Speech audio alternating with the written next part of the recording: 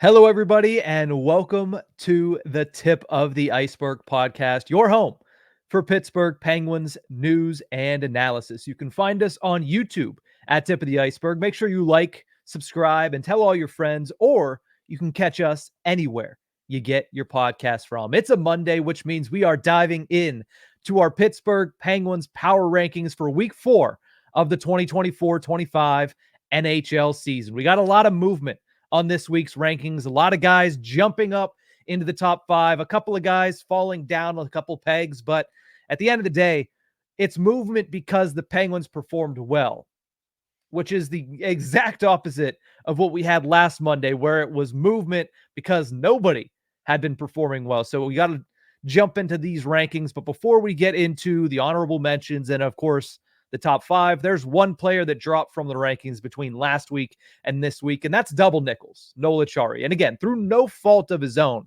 he hasn't played poorly over the past week, but I just feel like there's a lot of players that deserve to be ahead of him in this list. So he's still performing well. He had played throughout the majority of the season at a very high level, but as of right now, with the way the Pens had played the past week, there's just a handful of players, like I mentioned, that jumped over him. Let's get to the honorable mentions here. And one of them was an honorable mention last week as well, and that's Cody Glass. He continues to just get right on that line of that 5th spot, that 4th spot, but he just isn't able to push through and push over the top of the 2 guys that I have in that list. But Cody Glass has done everything the Penguins have asked of him, and they've asked a good bit. They've moved him around, changed his role, changed what he's tried to do. He's been a penalty killer for the Penguins. He's been out there in important situations. I mean, look no further than the overtime period against the Anaheim Ducks last Thursday. The Pens are on a 6-game losing streak. They're into overtime with an Anaheim team. They are desperate to get back in the win column. And Cody Glass is out there with Sidney Crosby. Not only is he out there with Sidney Crosby during that eventual game winner, but he creates the turnover that leads directly to Sidney Crosby putting Lucas Dostal in a blender and putting the Penguins back in the win column. So Cody Glass has been very good for the Pittsburgh Penguins this season. He continues to be moved around, but the one thing that remains consistent is that he's in the lineup and he's been counted on countless occasions by the Penguins coaching staff. I'm very impressed with what we've seen from Cody Glass to this point this season. Not enough to put him in the top 5, but it is coming. It is coming. And if one of these other guys drops down another peg, takes a step back in a week, he could easily find his way into the top 5. The one other honorable mention, and it's simply because I'm only going to put one goaltender in the top 5, so you can probably, through process of elimination, figure out the other goaltender and that he's going to be in the top 5. But honorable mention goes to Alex Nedeljkovic.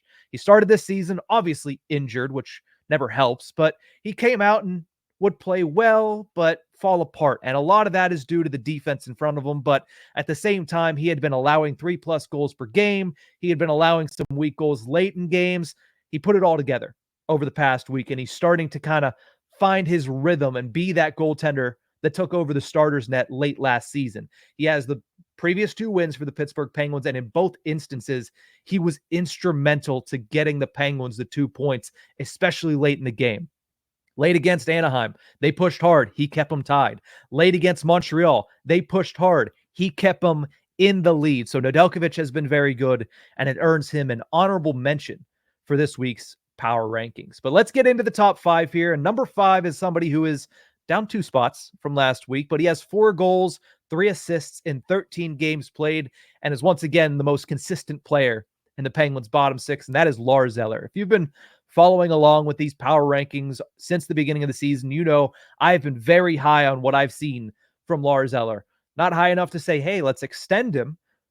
In fact, high enough to say, hey, maybe that trade value is getting all the way up, but I've really liked what Lars Eller has done. The Penguins, I mean, they're going to need him to step up again. They haven't gotten much out of the bottom 6 since they went to that top line, bottom 9 configuration. Lars Eller needs to be one of the kind of key cogs in the operation going forward to create a little bit more in the offensive zone, but he really hasn't taken many steps back. In fact, I feel like he's, as I mentioned, just been consistent all season long. He might not be scoring as frequently as he did in those first 2 weeks of the season, 3 weeks of the season, but he has remained consistent in his play. He's remained consistent on the Penguins penalty kill. He has just been the guy that he's been since he came to Pittsburgh, which is a solid third line center, even when they're putting him in the role of a second-line center. So the Penguins need him to step up. I think he will answer the call because he just has since he came over to the 4-1-2. Number 4 on this list, this is where the other goaltender falls in. And number 4 is going to be Blomqvist. Down 2 spots from his number 2 spot last week. But if you look at his numbers still, 6 games played, 2 wins, 4 losses, a .909 save percentage, and a 3.46 goals against average. I think the full resume is the reason that he gets this spot over Alex Nedeljkovic. Nedeljkovic over the last 2 games has been stellar. Like I mentioned, the reason the Penguins have won. But I think overall, when you look at the full body of work, Nedeljkovic had those struggles early on.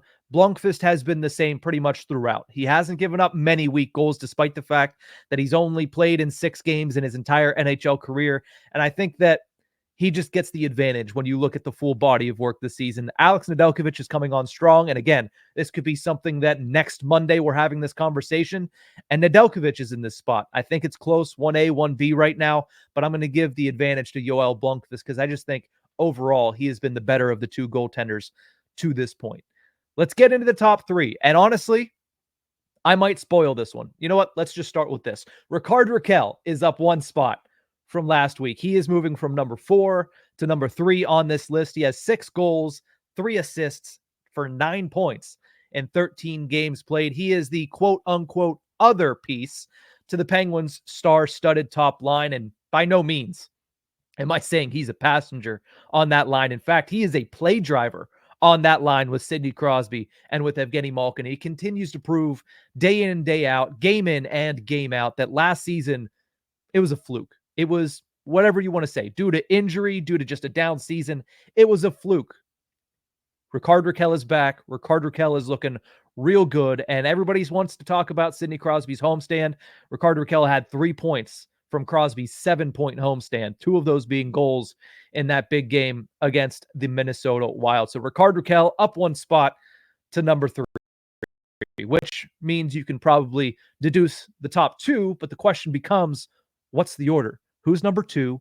Who's number 1? Sidney Crosby was named the NHL's 3rd star of the week. So you have to imagine that he is coming on very, very strong, but I think just not enough to surpass Evgeni Malkin. That's right. Sidney Crosby is number 2 on this list.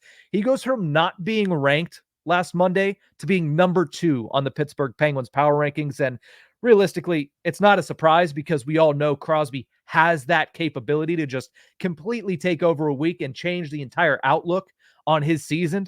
That's exactly what he's been able to do. Right now, he has 13 games played, 5 goals, 9 assists. As I mentioned, he was named the NHL's 3rd star of the week for scoring 4 goals, 3 assists on this homestand. To put it plain and simple, he flipped the switch, right? We had been talking, what's wrong with Sidney Crosby? Crosby doesn't quite look like himself. Some people had even said, well, it's finally here. Crosby's age is finally catching up to him. And then he simply flipped the switch. He goes off on that homestand, starting with a 3-assist performance against the Minnesota Wild. Then he goes out and scores both goals in the Penguins' 2-1 overtime victory against the Ducks. Then he goes out and scores 2 goals again against the Montreal Canadiens on Saturday, including a 2nd game winner on the homestand. He's back to being Captain Clutch. He's back to being Sid the Kid. He's back to being everything you expect Sidney Crosby to be. Can he extend this? That's the question. I wouldn't bet against it, but now that we've seen him playing at this level, it's pretty fair to put him back up in the top 5 and certainly put him back up at number 2 on this list, which leaves Evgeni Malkin. No change. He has been my number 1 throughout this season. And again, Crosby is coming, but Malkin holds on to this for this week. After all, it was Malkin's presence on the first line that was the impetus of this resurgence. It was the impetus of this bounce back, of this 3-game stretch for Sidney Crosby. Whenever Mike Sullivan said, you know what we're going to do? We're going to take Evgeni Malkin, move him to the wing, and push him up onto that top line. And ever since then, Sidney Crosby's all of a sudden MVP candidate Sidney Crosby for 3 games, leading the Penguins to a winning homestand and kind of just fixing the vibe around the building as well. That all started with Evgeni Malkin being the one to be put on Sidney Crosby's line. The weirdest part of all of that, oddly enough, it's resulted in 0 points for Evgeni Malkin. He has not scored at all in the past 3 games, despite Rickard Rakell having 2 goals and an assist. Sidney Crosby having 7 points in that time. Evgeni Malkin's put up a goose egg.